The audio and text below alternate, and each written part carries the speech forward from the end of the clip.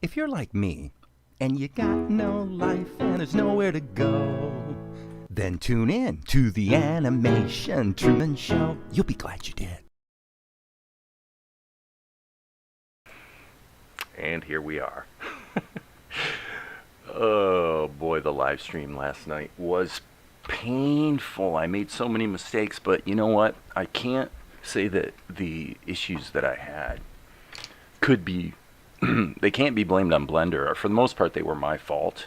And so this morning I spent an hour reviewing my notes from really a couple years ago on my blog, where I made a bunch of notes about the hot key combinations that are important in Blender 2.79. And really going through that, honestly, on my laptop, I did some comparisons between 2.79 and 2.81. Again, in terms of just like workflow, dealing with the pie menus, switching context, things like that. And I'm firmly ensconced in my view at the moment that I would rather use Blender 2.79 for knocking out a pencil test and ink. That's, pretty much all I'd want to use it for. But yeah, it was the problem we had yesterday. I'll reiterate it right now, is that when you are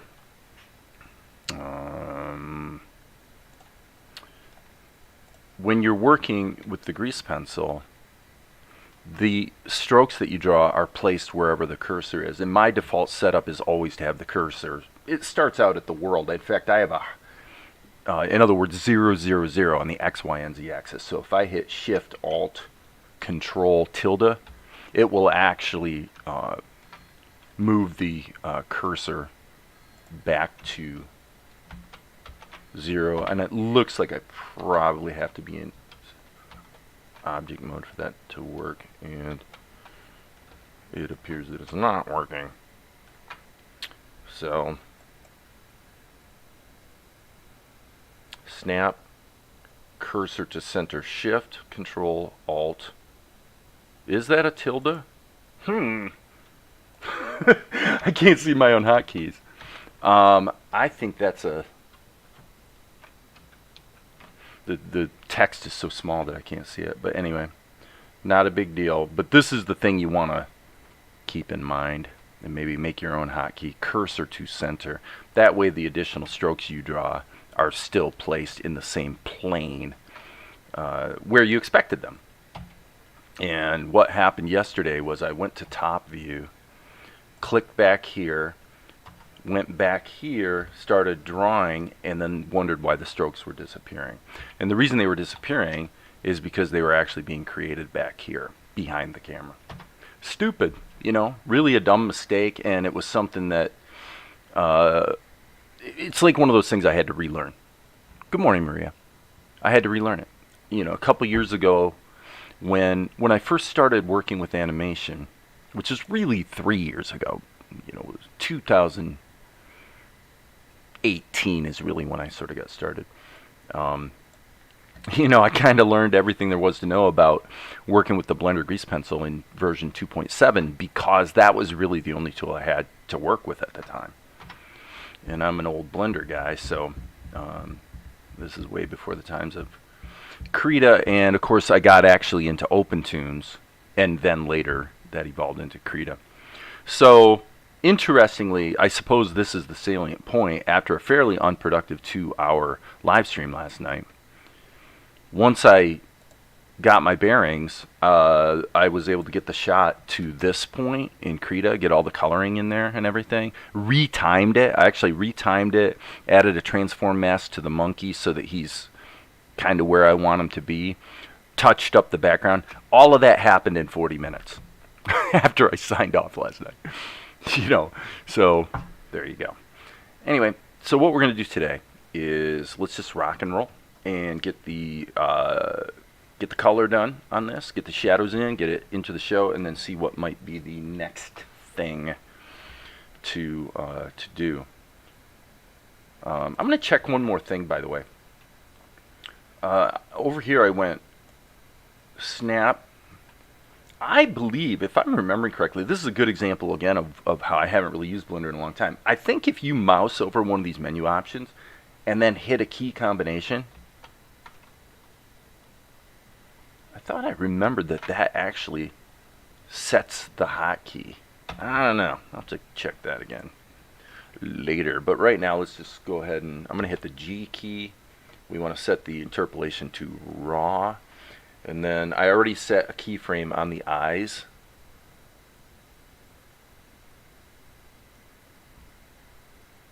Layer.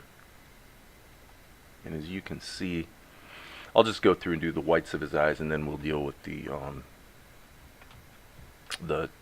pupils in a bit. Whoops. Okay, stop everything. Z key, Z key, Z key. Undo everything. Okay. Make sure we're on this. This is a kind of a Krita-ism. Yes. What you saw happen right there. It's really non-intuitive, but it'll get you. Even though I have the eyes layer selected, I have the eyes layer selected here, I have the eyes layer selected here. Okay. But if I go forward and hit insert, Krita will not respect that this is the layer I'm working on. What it's doing is, and I don't remember selecting this frame, but if there is a frame selected in any layer, anywhere, even though you're activated this layer, when you hit insert to insert a new keyframe, it'll actually stick it in the layer that has a cell selected. For me, you know, I find that choice baffling, but there it is. It's what you work with. Okay, that cell we will duplicate. And, you know, this is part of learning your tools. I mean, they all have hiccups, they all have gotchas, and they're all a little bit different. I'm looking for the eyes to actually change. Nope. Okay, cool. So we have what? 4 frames that we need to fill. So I'm going to zoom right in here. And step 1 today is going to be to do the whites of his eyes. And now I can hit the greater than key to just jump to the next keyframe. And none of this should take very long.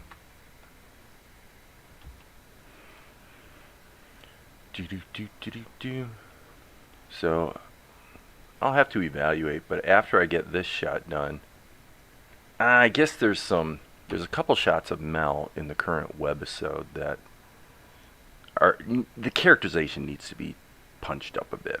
So we'll have to look at that on a case-by-case basis and sort of figure out what the strategy is going to be. And by the way, what I'm going to do here is I'm going to look for the eye blink. Okay, right there's the eye blink. So on the eye blink, what I'll do is I'll just hit insert on the eyes layer and then grab this keyframe and then duplicate it over here. So, but my point was that I am getting close to the point where I might be able to go ahead and by the way, you could do it this way as well. You know the eye blink is here, so go to the next frame and hit Control Insert, which duplicates the current keyframe. Then go back 1 frame and hit Insert, and then you get the same desired result.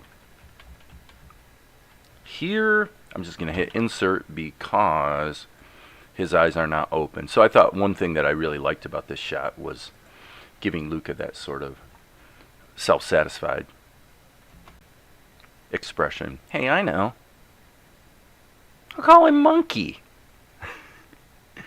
and so then what I did was I changed the editing of the show a little bit. So let's let Vegas wake up. So that this is actually split into 2 shots. So here's Mel. Mel's captivated by the girl, right? In fact, I even added a glow on Tianara. So we're going to have a choir. So Mel's a little captivated. Hey, I know. Monkey pops in. He turns. I'll call him Monkey. And then Monkey pops out. Luka's self-satisfied. One thing you could do here would maybe make sense would be right at that point where he's got that self-satisfied look. Let's say right there, maybe we would want to go ahead and do a smash zoom. Like that. And so then we'd probably go back just a couple frames and hit restore so that we'll give it a try and see how we like it. Call Monkey. Okay, that didn't really work for me, actually. That seems a little heavy-handed. I'll come back to that. I may play with that a bit later. But anyway, back to Krita. And so one thing that's clearly problematic is that the eyes are a bit too bright. Okay? So we can fix that now or not. There's 3 ways we can fix it. We can, well, there's actually more than 3 if you count different ways of using the curves tool, but if we just darken the eyes a little bit so everything sort of sits in the mix, then what we could do is one of 3 things. We could go to the next frame and hit Control F and just repeat that filter. That would be option A. Option B would be to select all these frames, invoke the filter again, but this time use multi-frame, and what it'll do is it'll apply the filter to all of the cells that are currently selected. Or option 3 would be to invoke the filter and turn it into a filter mask, which then causes a procedural modification that we could actually go in and edit later if we wanted to. What I'm going to do is I'm pretty confident, so I'm just going to go through and grab each of these frames and smack that change in there. Okay, so now I do need to deal with his pupils, don't I? One question that would be fair to ask is, in earlier, well, I mean, there's shots all over the show where we really see the irises on Luka's eyes, so I really wonder if I should put the irises in. Let's do it. First thing we want to do is let's grab our outline color, and then let's go just a skosh darker. And I'll just use the fill tool since no reason we probably can't. So now I just go through and let's get these in here, and then we'll come back and look at what we might do with the irises. I have an idea how we could do it that shows kind of a cool Krita feature, actually. But we'll see. Okay, so the idea would be Luka's eyes are basically sort of a light, he's really got attractive eyes. They're sort of a light brown. Let me just draw this shape first of all. So what I'm going to do is, what you can do in Krita is, first of all, you can hit Shift to lock it to a circle, which I don't really want to do. But then once you've got the shape that you're happy with, you can drag it, the whole shape, to where you want it to be. That's by hitting the Alt key, super, super useful.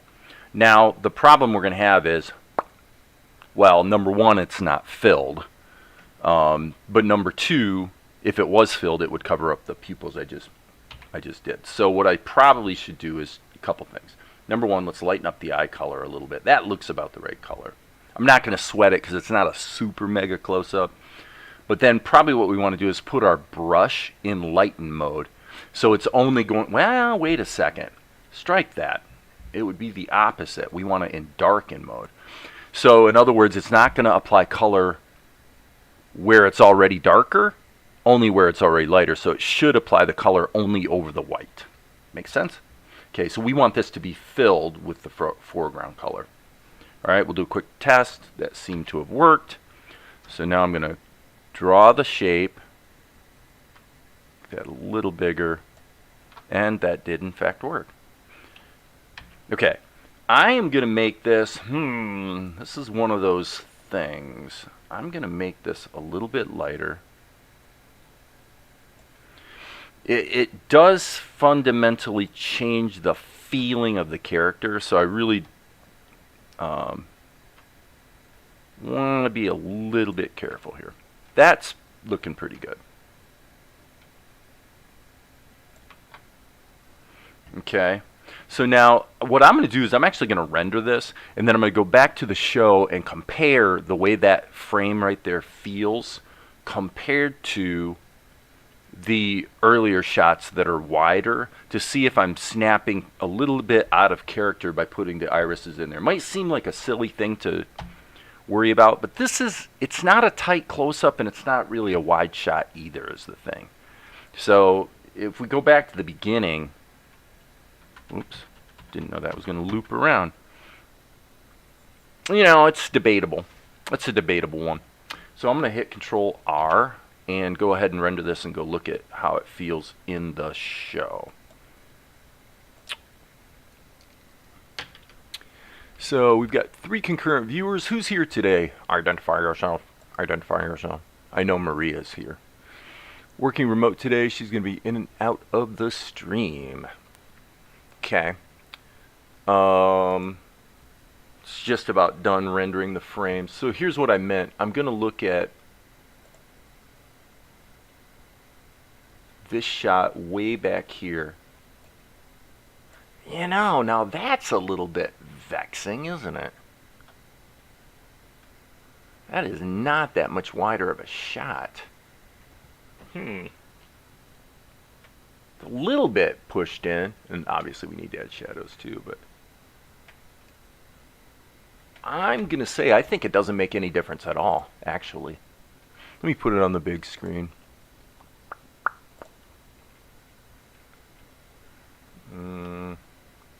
It's not at full resolution, so that's why it's a little bit soft. I just want to look at this. I would say we're gonna put the irises in there. Though, yeah, this is the wide shot I was thinking of. I'm sorry, I kind of made a boo-boo here. So there's the initial wide shot. Of course, it's just gonna be dots for eyes there. And then it cuts to the medium close-up. If the truth be known, I should go back to 089 and add the irises. I think that's really the right thing to do. So hey, Amar, and again, Amar, thanks for your efforts to help last night. You know, you sort of got what do I want to say? You kind of ran into the same thing I did, because you thought you had the answer. If I recall, whatever had to do with the palette turned out not to be the answer at all. It was that whole thing with the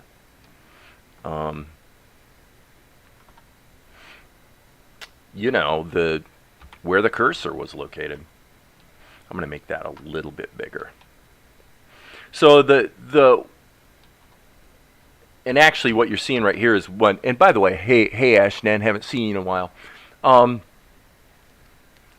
of the dangers, I guess you'd say, of what I'm doing here is that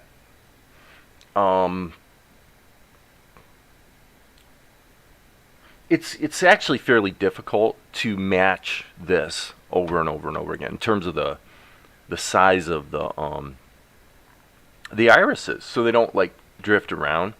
So it'd be really easier to create them once and then animate them, but that introduces its own clunk factor. So I think what I'm going to do is hit the B key. I'm actually going to switch to my inking brush and then crank the thickness of it up to, well, we probably could get away with doing it this way. This is actually probably the right way to do it. Okay. And this also needs to be in darken mode. So it's not going to cover up his pupils. It's only going to cover up his the whites of his eyes. Yeah, see, that's going to work. Okay, so we'll go. It's a little hard to get it placed properly, frankly, but that's going to probably work fine. Well, so a little bit of a wiggle. Boom. Little bit of a wiggle. Nope, don't like that one. I got to definitely place my stylus right in the center. Arguably, I should just be duplicating the keyframe right there, but that's okay. So I'm going to go a little off center to the left there to sort of emphasize the... Nope, that's no good. There we go. Okay, cool. All right. Now, the astute observer would say, well, wait a second, Dave. If you're going to do that, why aren't you doing specular as well? Okay. Why not? This would be in normal mode. Let's just give it a crack. Now, this is where, again, we might be pushing our luck in terms of sort of breaking the aesthetic of the show a bit. But we can always hit undo a bunch of times. Okay, let's just have a look. Rewind. Does control spacebar still work? No. Or was it shift spacebar? I guess it was shift spacebar. Alright, so N key. Yeah, that is way obnoxious. Forget it. I'm not going to do specular. Nope. That's going one step too far, friends. One step too far. Sorry, thank you. I've done it again for the millionth time, showing the wrong screen. Well, that's what happens. That's what happens, friends. It's actually why I switched to the to this preview like that, because it actually keeps me from having to switch screens and then, you know, at least half the time forgetting to switch back. I totally suck in that regard. Okay, let's add a shadow layer. SHD. I'm not going to draw colors and then fill them like I did last time. That was a little bit obnoxiously time consuming. I'm going to just alpha lock, hit the G key, and do it the old way. Do it the old way, friends. Now, this is kind of the one circumstance, actually, to be fair, where being in curve mode might not be a horrible idea, just to smooth out the shadow shapes that I'm drawing. That I'm not necessarily loving. But see, there's the problem right there, is it rounds the corners in a way that is not particularly delightful looking. But let's just get this in here. Okay. Krita's being silly. There we go. Save our work, and then let's just dial this down to the usual value of about 13. Yep, that looks pretty good. Yeah, that's going to be a good looking shot. No doubt about it. Okay, so now the shadow layer, that does not have a keyframe, so I'm going to hit Control Insert. If I hit Insert, it's going to actually delete the key, which I don't want to do. So I want to expand this a little bit. That looks pretty good. So, sorry again about showing the wrong screen. Okay, so now what we want to do is we're going to want to make some... I tell you, in this case, this is actually probably a good candidate for liquefy. Let's hit the A key, liquefy, a really, really big brush, so that we can just mush it around. Seems to be a good way to deal with shadows, because what you don't want to do is, I don't want to redraw these shadows and potentially introduce too much of a jolting change, right? So now that things have sort of rotated a bit more, now it's a little more dangerous. Like, this might be hard to make work. We'll see. So you can kind of push it only so far, and then turns out you probably need to draw another shadow, right? But no, it looks like it worked okay in this case. All right, let's just keep going forward. Okay, and I guess here we'll want to GE. No, I'm not going to sing the GE jingle like I did yesterday.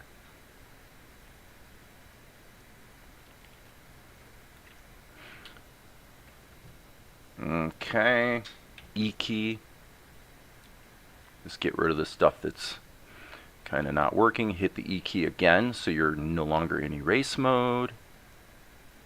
And in this case, we'll just kind of smack some shadows in there. Okay, here I would say just kind of go like that. Maybe a little bit of a backlight. Nope, I don't like that. Go ahead and kill that. Okay, and I think there's one more frame. E key. Get rid of that. Boom, boom, boom, boom, boom. Okay, and then what's going to happen is we're going to probably, let's see, we need to be on frame 36. So what I'm going to do is I'm going to control drag these shadow keys to 36 and then right mouse click mirror the frames. Okay, that was a mistake. I hate it when I do stuff like that, and I totally blame Krita. Krita is so Krita 5 is awesome, but there's such a big but.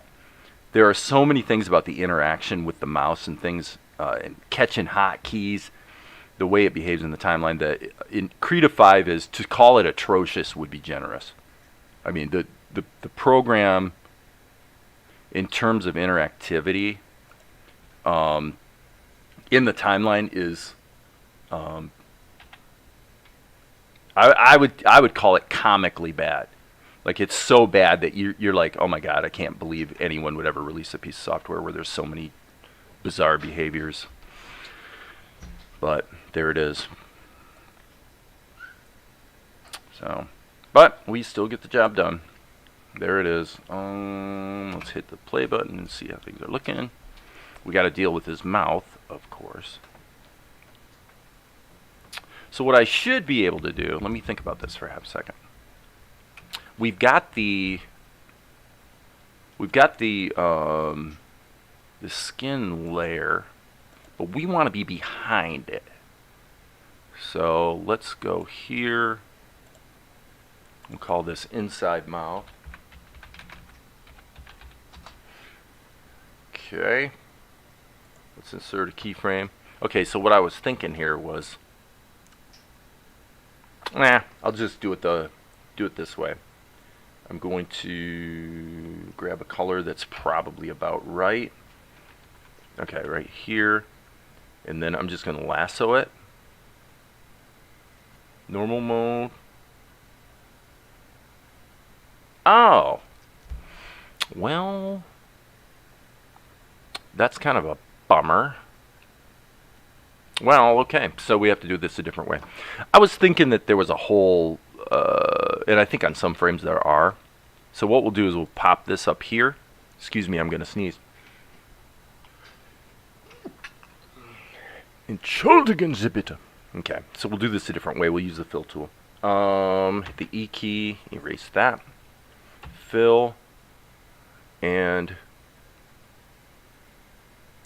we're in erase mode. Duh. Okay, so now I want to Control M, and what I'm going to do is I'm going to now dial in this color. Okay, I probably want it to be about there. Let's grab the lightness channel. Probably something like that. Okay, and now I'm going to hit Control and sample that color so that all the future mouth shapes are going to be that same color. So what I'm doing is I'm going to each frame and simply hitting insert to insert a clean keyframe as needed. because trying to fill around the previous one, even though it's inside the shape, would still be a bit on the clunky side.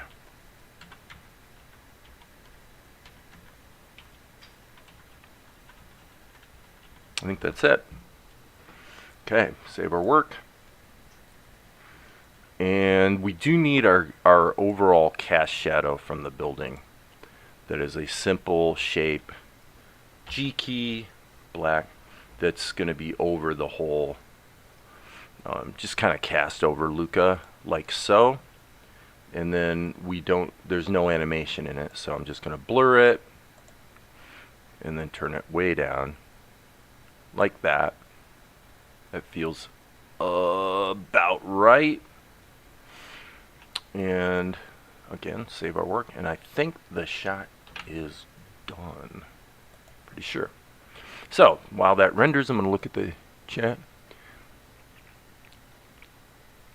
Never try a big butt and a smile.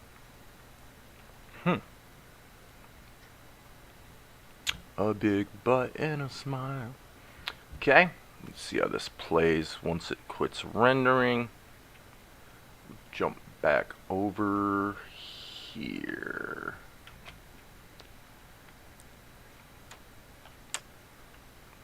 Oh, we got an error there in Luka. I see one of his one of the shots is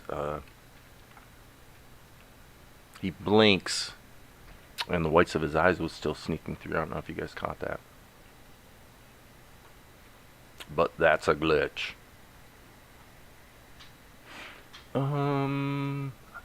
Guess I could jump forward to here. Shooby-dooby-doop boop boop ba-doop-a-doop boop boop.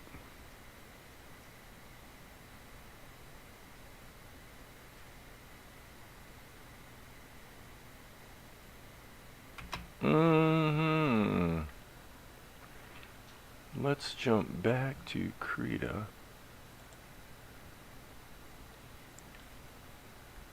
BBD? Yeah, I don't know. I'm not familiar with BBD. Right there. Yeah.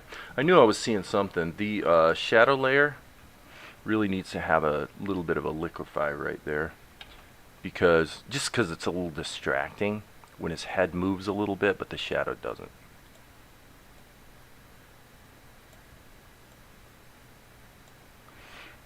Yeah, I thought maybe the butt and a smile was a bit of a takeoff on the Coke and a smile thing from that similar period of time. Okay. Control R. Render. Unfortunately, because that one little change, we got to re-render it. Echan Goswami. Hey, Goswami. Goswami is in the house. So I am curious, after this renders, we look at the, wonder what that keyframe meant. Oh, I see, okay.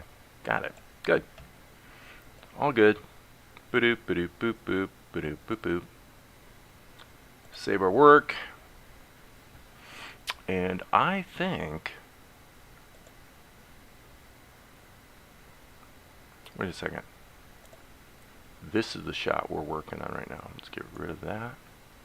This one, we said we were going to add the eye color, did we not? Well, I'm going to look at the show and really kind of ask myself if that is important to do that on the medium shot. Do-do-do-do-do-do-do. Okay. Because I really like the look of that shot, frankly.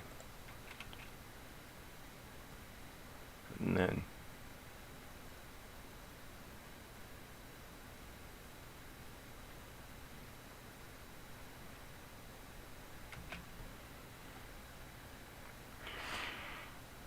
I could go either way.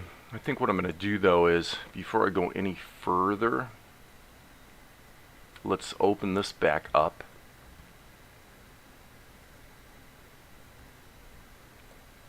just so we're not being stupid, let's go in here and sample that color. So I'm going to whack this color completely out and then make sure it's sampling it. And by the way, I want to sample it from not underneath the shadow.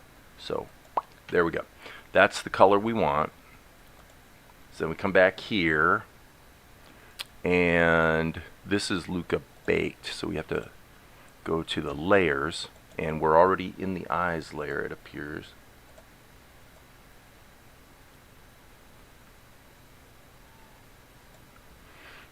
Okay, so this would be, again, the B key.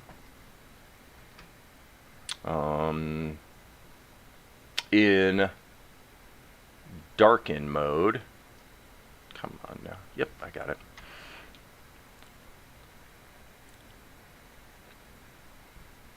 Wait a second. Gosh, yeah, see, that's a thing. This one, because the outlines are lighter, let's just say this isn't gonna make a bunch of difference, but it's a little bit. You know, it's a nice little touch, I suppose. Whoops. It's a subtle touch. So I'll look at the chat here in half a second, see if there's anything interesting going on.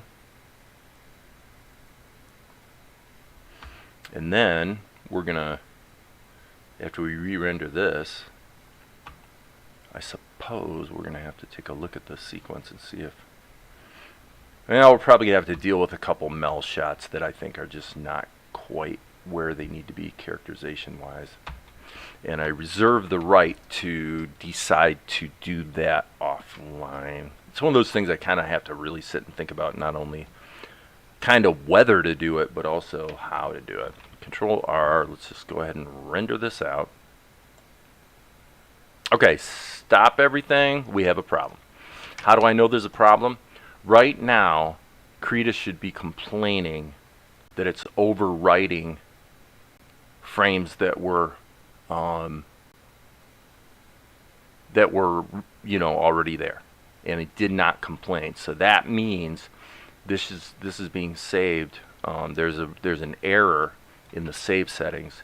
It's being saved as a ping sequence, and I'll bet you if I go back to the show, the sequence in the show is actually a JPEG sequence. Yep, exactly. So Control R, what can you do? Usually I favor JPEGs for final renders, and I can't remember why we switched to pings.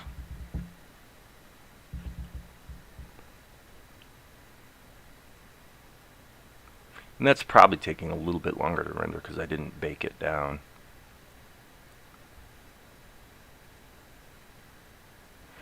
In other words, if you go in close, you'll see that's the difference. That's what I just did.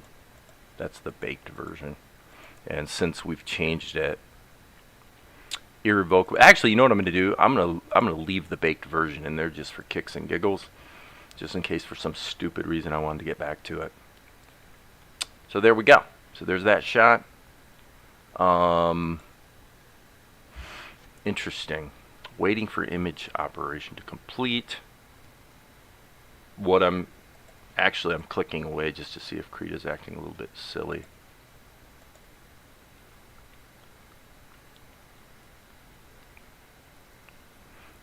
So, oh yeah, that's right. I opened this just to sample the eye color. Yeah, okay, fine. We'll save our work. This one is already saved, and we are done here with Krita. Hey, Sifter. Everybody check out what Sifter's been doing in the storyboard department on the Discord, because, you know, I definitely like your drawing style, Sifter. I really think it's got a good, just a lot of life and action, you know, in your drawings. Now, when I've looked at your animation of those drawings, I know that you're still learning You know, to get that smooth kind of feeling you want to get. But you're making really, really crazy fast progress. And I like what I see. Okay, let's jump over here. Somebody, don't let me forget. Man, Maria, you are an animal.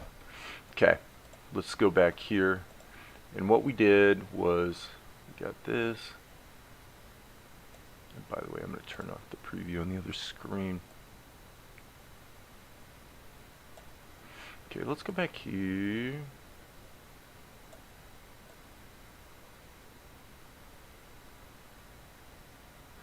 Yeah, it's one of those things. It's a little embarrassing, frankly. The slight differences in characterization. Honestly,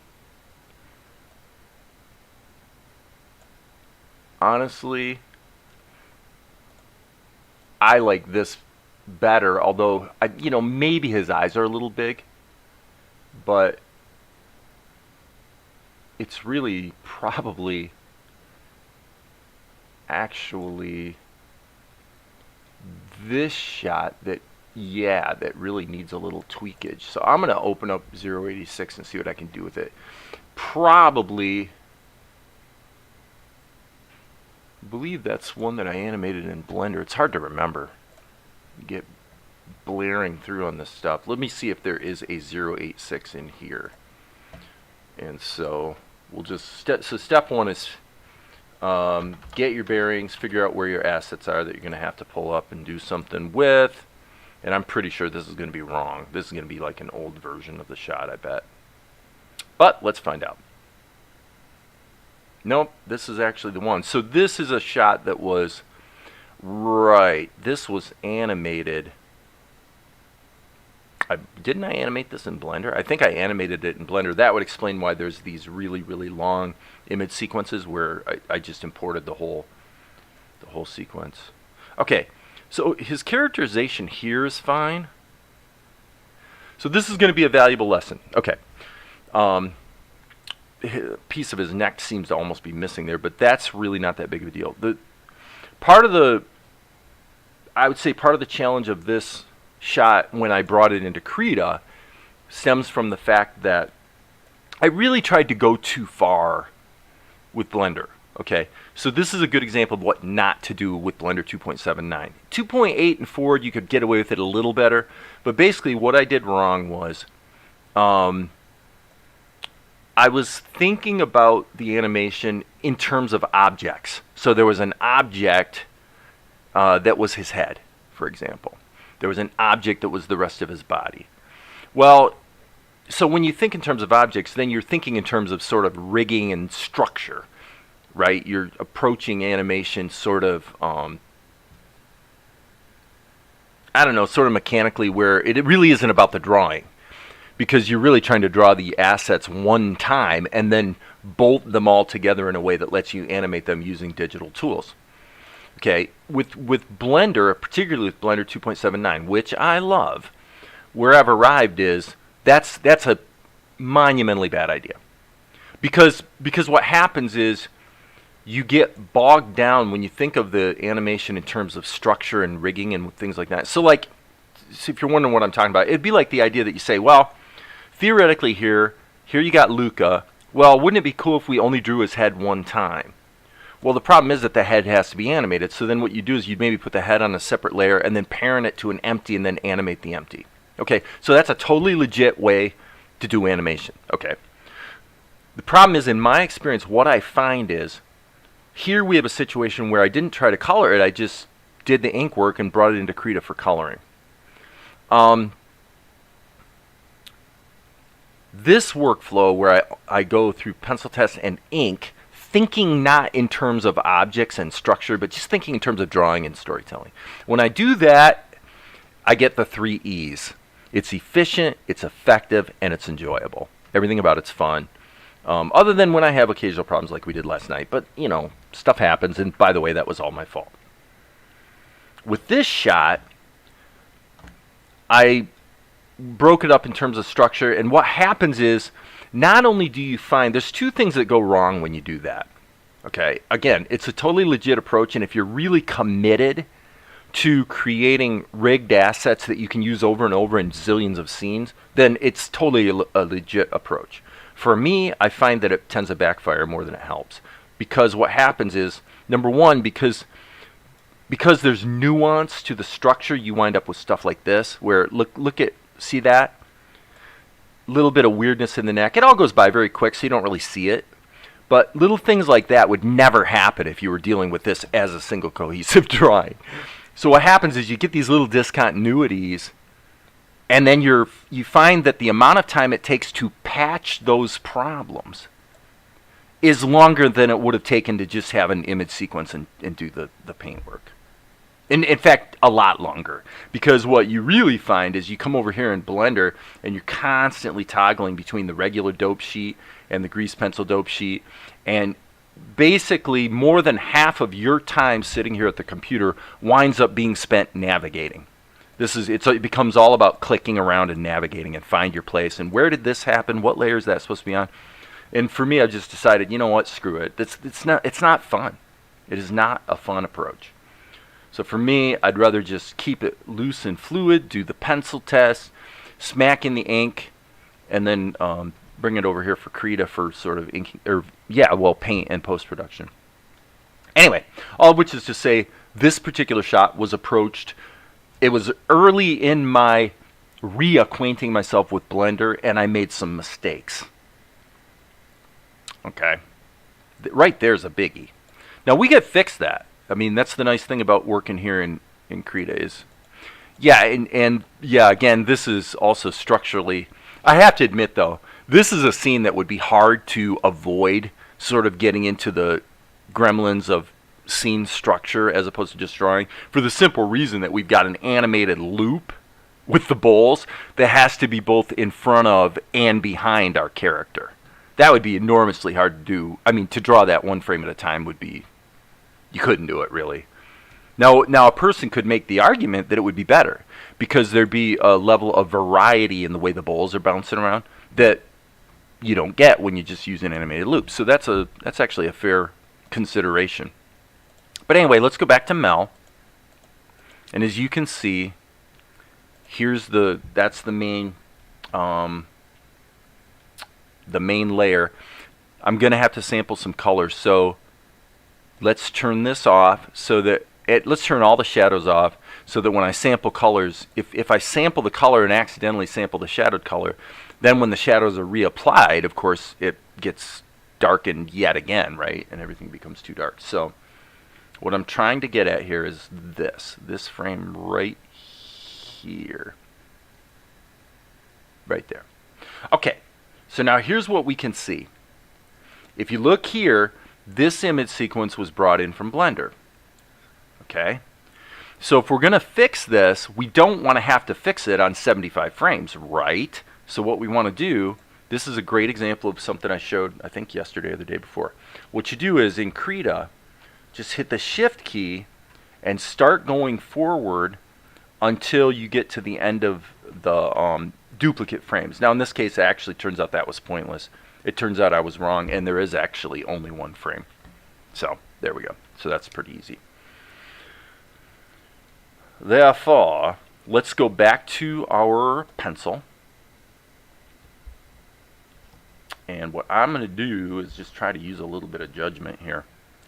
He's packed down, and the neck appears sort of unrealistically there. So what I'm going to do is I just want to give this a little bit more real estate. Again, it's a little bit goofy looking. Okay, so now let's hit the G key, and what I'll do is I'll just fill this in. Just hide the problem. Boom. Okay, really? Really, Krita? You're going to completely, miss my hotkey? Thank you very much. Making me mad. All right. So that sort of evolution from all crimped down like that to that is probably okay. Although I have to say, I really am going to fix his neck here as well. Okay, so, well, the thing I want to emphasize here is that, because I know how stupid this looks, okay? And to a degree, we're kind of looking the other way because we have to admit this all does go by really fast. However, it also must be said that if I hadn't approached this scene in that sort of structured approach where I'm trying to take objects and sort of make them all work together, this shot would be smoother and nicer looking than it is. I'm really, really sure of that. Okay, so what we have here, let me look and see if anything else is animating. So we get up to this spot, and then I'm going to go to this frame, and what I'm doing is I'm hitting shift, and I'm looking for something to change. And, of course, Krita doesn't work, meaning that the hotkey that used to work flawlessly every time now works sometimes. 5 minutes ago, you guys saw me demonstrate it. It worked. And now that I get the focus in the timeline, now it starts to work again. So, again, what I'm looking for is I'm looking for that. Okay, so now what I'm going to do is hit Control-Shift-X and just delete those duplicate frames. Okay? That way, I can correct this one frame, and then everything else, all these, of course, are duplicates. Well, they're not duplicates. I got rid of the duplicates. Why did you do that, Dave? Well, I did that so I could hit the G key and the E key. And actually, I'm going to use the selection tool, as a matter of fact. What I'm going to do is I'm going to select this area right here, because what I actually want to do is just move it in. That's really what I was trying to accomplish. So let's go with that. Okay, Control-Shift-A, B key, go back to kind of my ink color, B key. We'll go ahead and kind of close that up, and now we just have to do some fixing. Fix. Erase, E key for erase mode.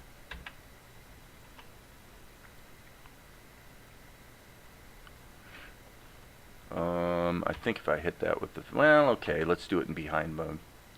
Behind mode, boom. Okay, seriously? Not burn mode, friends. Behind mode is what I said. Boom, boom. Okay, B key in for brush in normal mode. Flesh tone color.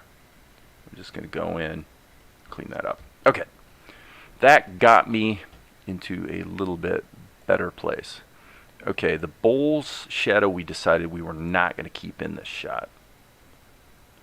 So, interestingly, as we're looking here at the shadow layer, I'm actually seeing possibly a glitch in the shadow layer. Yeah, right there. Shadow layer. Yeah, I'm going to hit the A key and go into liquify mode and just fix this little problem right here. We really do need to have that shadow covering his ears. Okay. That's all looking okay.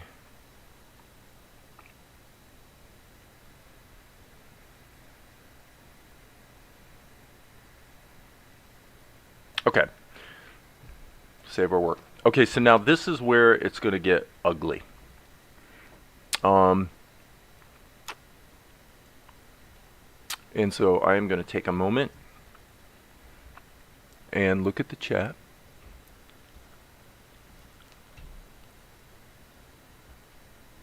Bell Bivens and DeVoe. Yeah, I'm not familiar. We're all saying hello. Oh, things have been quiet. Okay. All good. Okay.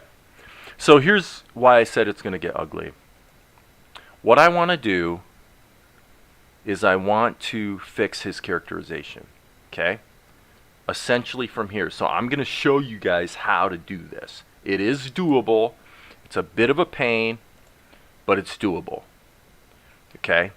Probably, just for organizational purposes, it would be good to take the Mel layer and place it in a group.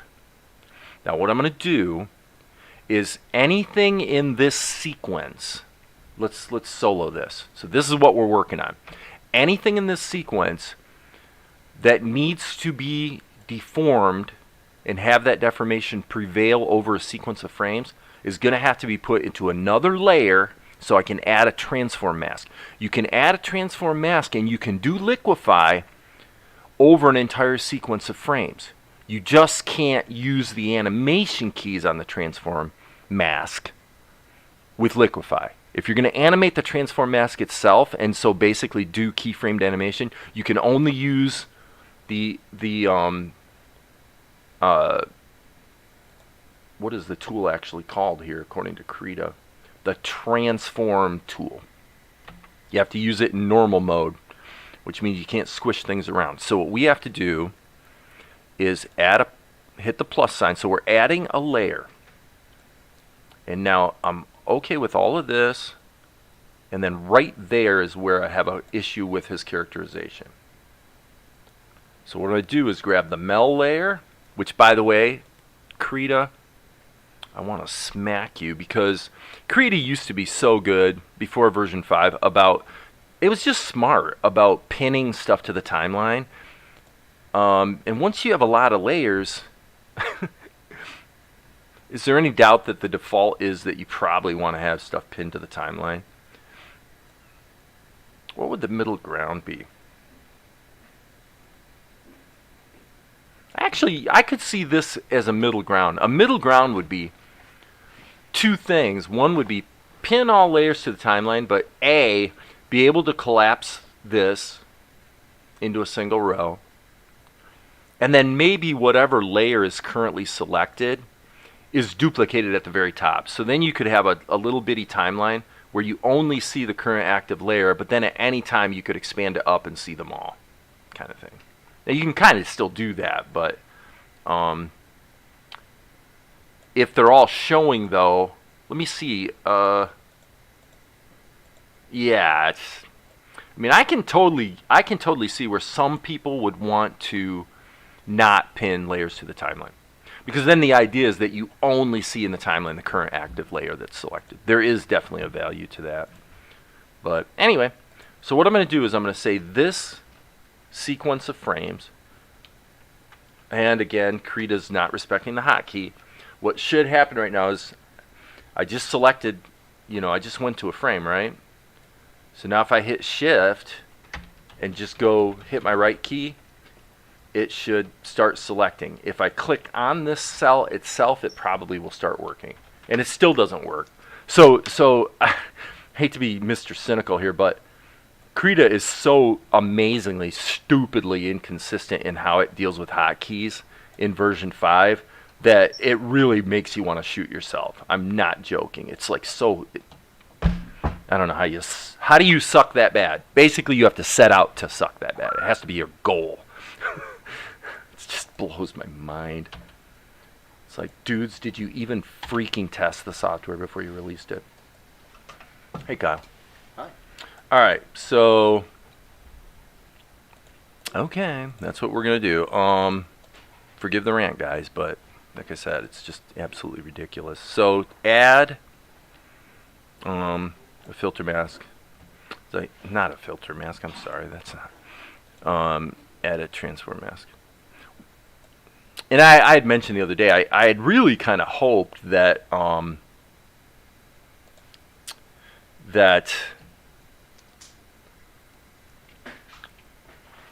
5.0.2 was going to sort of be the improvement that we were looking for, and it definitely was not, unfortunately.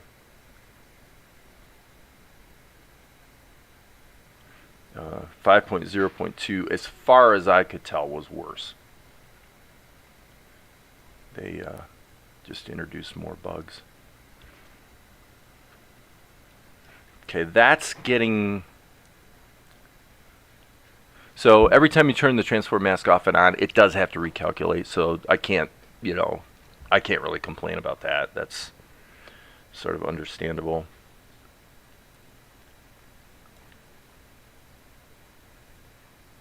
And to be fair, is his mouth I don't think his mouth is baked into. I guess his mouth is baked in.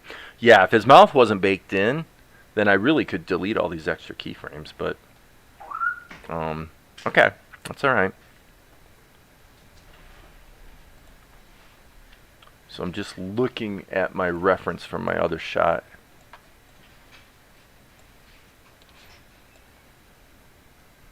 And I'm going to flip the canvas. And that's, by the way, just so you guys know, another thing in Krita 5 that is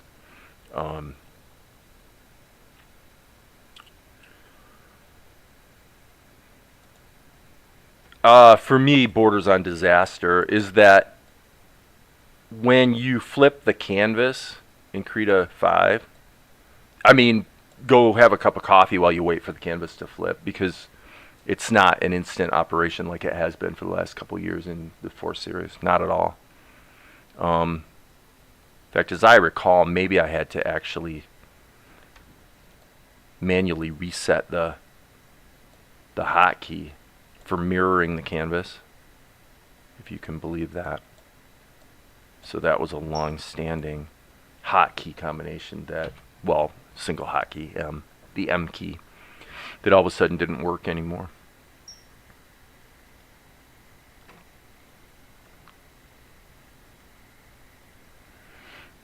All right, let's turn this off. Go to another frame. And then what we got to do is turn it off. And then back on. And I do like what I see. This works. Okay, that I can commit to. So with that, I'm going to flatten this layer so that the transform mask will now be baked into each of those frames. And then we'll just go through, and anywhere that we see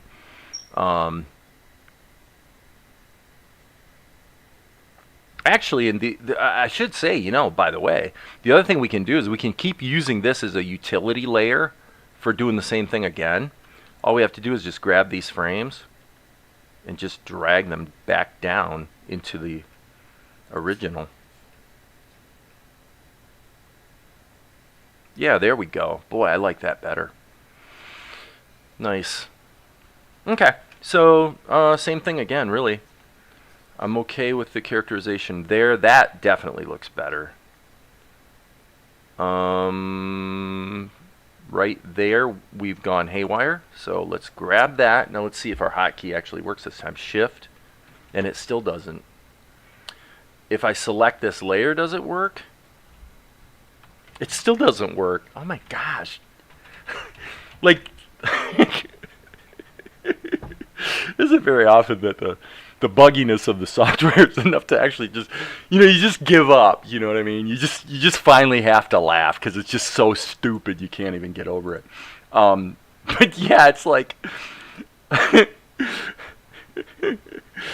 so now the right and the left arrow to just go to the next frame doesn't work. And by the way, I kid you not, this is again something I've been noticing consistently in Krita 5.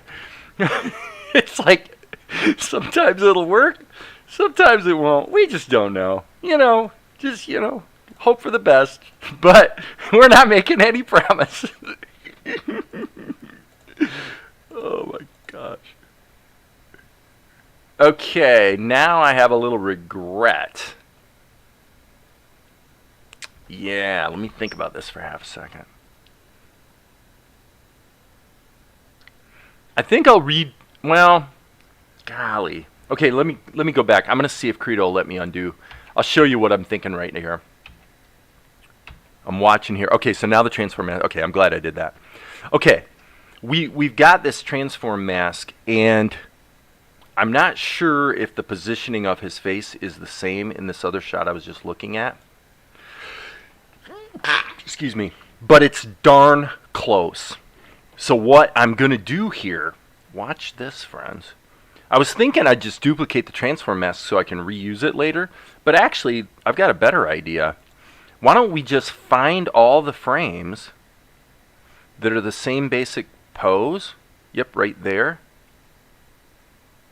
Right there. And again, I'm sure our hotkey will not work. Nope, it doesn't work. But what I'm going to do is I'm going to just drag these frames into, I guess I could scroll forward and see. I guess it's all the way to the end. So this, if I move these frames into here and then insert a blank frame here, now the transform mask is going to be applied to all these frames as well. Let me make sure that looks okay. So, yeah, that's pretty good. That's pretty good. Yeah, there's no way I was going to do the transform mask exactly the same way each time. Okay, so now here's what I'm going to do. Watch this. Just in case, I am going to duplicate this transform mask, leave it deactivated, and just drag it down here on top of the background. Okay, so now the transform mask, because you can reuse transform masks wherever you want. See what it did? So now I've got a copy of it. If I need to get back to it, I can. Meantime, let's go back up here and make sure we don't have any weird duplicate frame baloney going on. And we don't. So that means we can turn the transform mask on, and now we can flatten this layer. And now we have effectively fixed all of these pictures of Mel in that particular pose. We still have a few to fix. So you got that, you got that.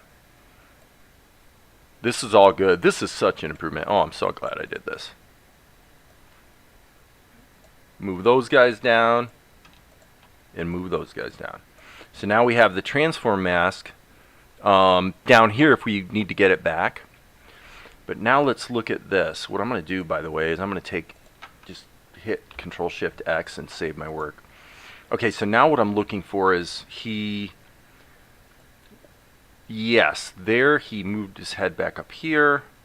And what we want to do is now grab this, batch, right to there. And thank you, Krita, for quite predictably losing my, I swear to God, everything Krita does is like, it'll do exactly what you don't want it to do until you finally don't want it to do it, and then it'll do it. I'm wanting it to select this cell and leave the cell selected even though I'm scrolling forward, and it won't do it.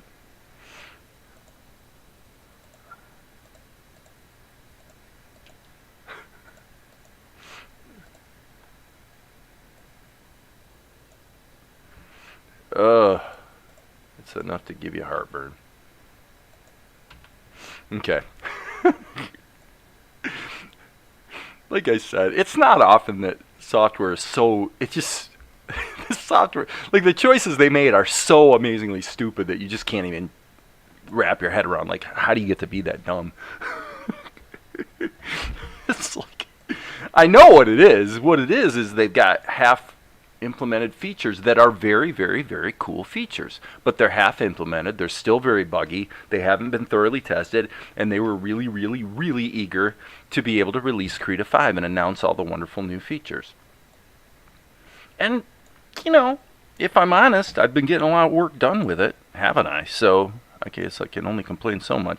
All right, I'm going to turn this transform mask back on and see what it does to this pose. I'm sure it's going to be not even close to what we want. Yeah, not even close. All it did was distort his arm. So I'm going to go ahead and delete that. And we're going to have to try to duplicate what we did before. So I'm going to hit the A key, and we are in. So what the problem I'm going to have now is,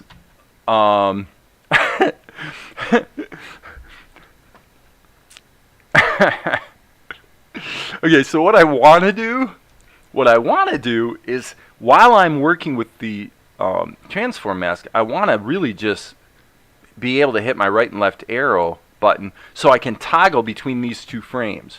So I can see the deformation I did before and compare it to what I'm doing now. That's all.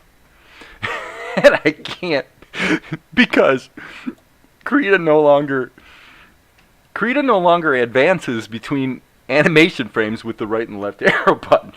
If you can believe that. I'm having a hard time believing it, but it's true, it's true. So, that's all right. We'll get this. Whoops. That is not what I meant to do. We'll get it. I'm sure we'll get it. That's pretty close. Let's go to this frame. Yeah, that is pretty close. So let's look at this. I don't think there's anything going on through these sequences other than he's just talking. So viscerally, when he appears on the screen, yeah, okay. Now, yeah, I mean, I guess there is one thing I would want to change.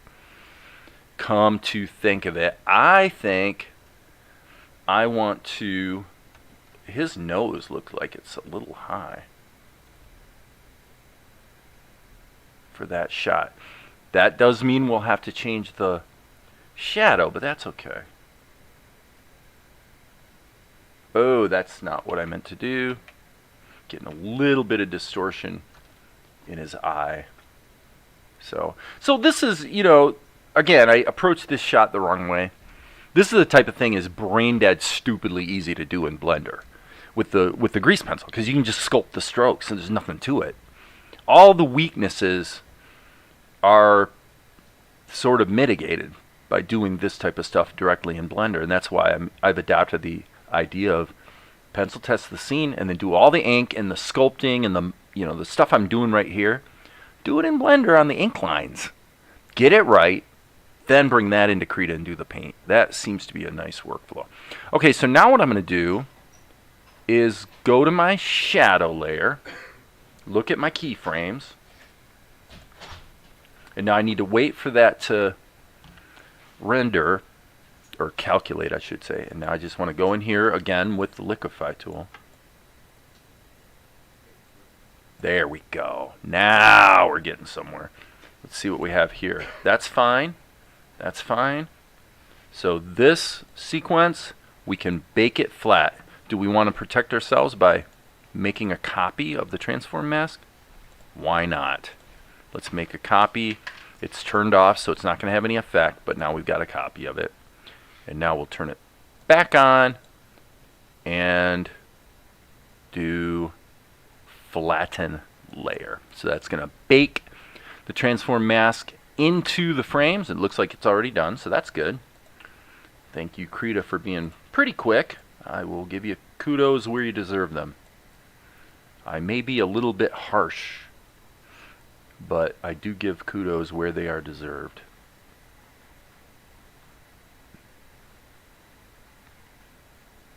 Okay, so one could make the argument about his nose on these other shots, but I think I'm going to go with it. It's almost like he's got a little bit of a wrinkled nose thing going on. This utility layer no longer is needed. This transform mask no longer is needed. We decided we were not going to use the shadows from the bowls, the cast shadows, because that just introduces a lot of headaches. And we can save our work and re-render this scene. Control R. So this should be rendering to 086. It should complain. It's not complaining. It's not complaining. Cancel. Stop everything. I don't know how. I'm not quite sure how this has happened. I have a suspicion. Okay, guys. So I'm going to throw this out here as a possibility that I think I'm probably right about this one. Krita 5. This is a very good thing about Krita 5. Is that the render dialog remembers the render settings. I have a suspicion that it actually doesn't remember the format. I think it remembers the path and the file name. I'm not sure if it remembers the frame range, because I'm just not really sure under what circumstances I would have had a frame range of 3 frames. And the frame range that it was showing to render just now was actually based on this little selection right here. Okay, you know, I get the idea of wanting to preview a limited range of frames. Okay, that makes sense. And loop on them. Okay, I get that. Having that selection change the render settings for the scene that's one of those things that I would put that in the camp of, okay, like, is that dumb beyond belief? Yeah, probably. I hate to say it, but yeah, it probably is. That's probably dumb beyond belief. So we have 108 frames here. Am I being a little too snarky? And by the way, and because this is supposed to be a ping sequence, and I certainly would have had the render settings saved in the file as a ping sequence. So why would it have gotten changed to a JPEG? So it seems like Krita remembers some things and chooses to forget some other things. So what are you going to do? What are you going to do? Does seem to be rendering successfully, though. And so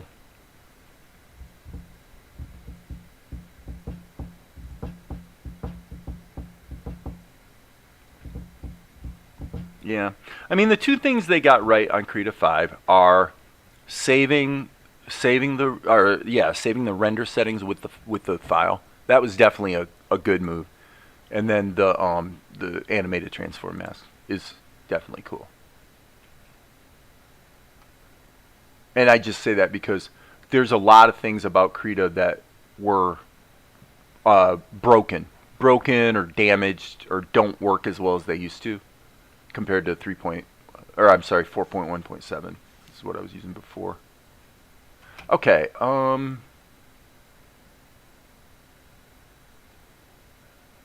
now I want to think about. See, I like that. Something about his head seems too long. Too long, too tall. Eyes are too big. This is obviously an older shot that probably. So we have a few fairly critical characterization things on Mel that have to be fixed to make this webisode ready to release. I'm kind of okay with it through here. There's sort of a comedic flavor to this sequence where the over-exaggerated characterization works, but I don't really feel like that's what's happening back here. He's just not quite drawn right. There, I know what I did. I remember what I did. Yeah, I actually shrunk his eyes down there. I already did that change. I shrunk his eyes down. Okay, and now he's a little, but I guess that is kind of explainable, because he's a little boggle-eyed by the girl.